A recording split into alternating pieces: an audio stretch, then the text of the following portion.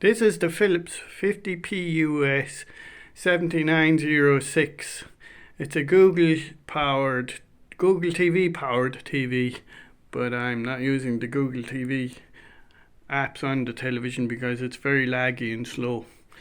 And the screen is a VA panel. This video is about the pictures, the menu system. There's 3 different types of menus in this television. When you're on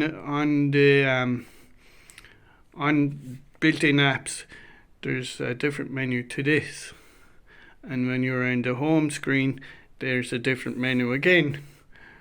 Options, settings, whatever you want to call it. So this is the picture settings. These are the factory picture settings. I won't go too fast so that you can see what's on there.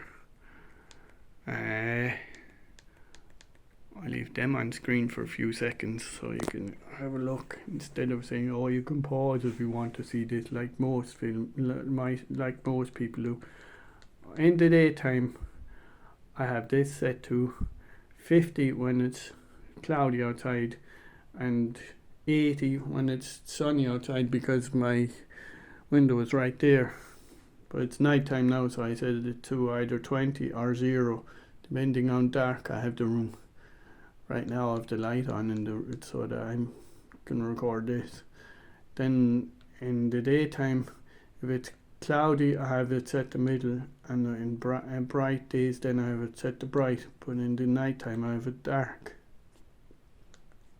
Color temperatures. These are factory color temperature settings. I just have red gain turned up to reduce the blue light coming off the screen.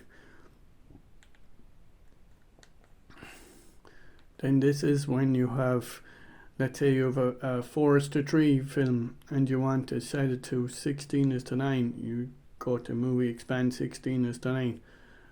Now with Paramount Plus, whatever way they have the video output, if it's a forest to tree, setting movie expand 16:9 does absolutely nothing. Even with my Homatics box or 4K Plus through HDMI, it does nothing. So they must have it set to full screen the whole time, even though it looks as like forest to tree, when I have it on full. Super zooms in the picture. Don't set this to on because it's oversensitive, and in the night time or in the daytime it doesn't really get full bright, and in the night time then it gets too dark if you don't have the lights on. Advanced video. Now this, no, not this one, sorry, I'm getting carried away with myself. I'll leave this on for a few seconds so you can have a look, see what's on there. I have these off, which you should do yourself. Adaptive luma control, don't touch that. It makes the picture washed out and over bright. This is with the latest firmware installed on the television. Now with this, if you want to get rid of the pasty luminous pink skin tones on this television, these are my settings.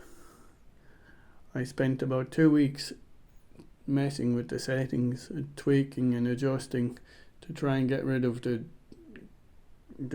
pasty luminous pink skin tones.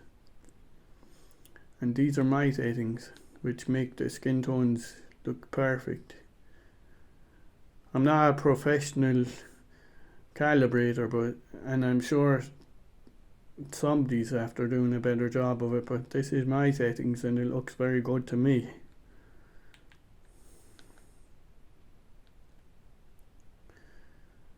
And you can copy them and see if it works for you. I don't have anything changed in offset or gain, and I don't have anything changed in this. That's the picture settings. Let's go into sound. Okay, these are the factory sound modes. I very rarely use the onboard speakers in this television.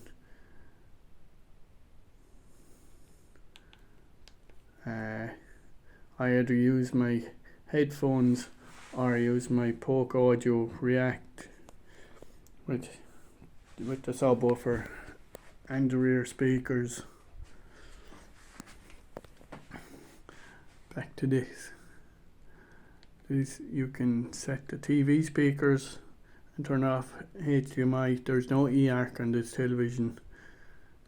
You can set the ARC output, which is HDMI sound system. I don't know why Philips calls it that. And you can turn off the TV speakers. I have it set to PCM because I'm using a Bluetooth transmitter for my headphones. If you want Dolby Atmos, set it to bypass. It'll send from whatever source you're using into the television and out to your sound equipment. Like if you have an amp with Dolby Atmos or a soundbar with Dolby Atmos, it'll pass through Dolby Atmos into the sound system. And then you have Dolby audio processing. Then we'll go to power. This turns the picture off, but you still get sound. Sorry, I put my finger in the way. And that sets the timer to up to four hours. I'm not too sure what this does, because I know what this does. This if there's nothing showing on the television, if you have no input on the television, it turns off after set times, whatever time you've set on this. This puts the television to sleep after 8 hours. I still don't know what switch off timer does, because you will auto sleep there and switch off timer, which they just put the television standby mode. And then advanced options. I'm not going into this. Blue mute does what it does is, if you have no input on the television and you're not in the home screen, it just shows a blue screen. I'm not going into settings because that shows my email address, and I don't want you to see that.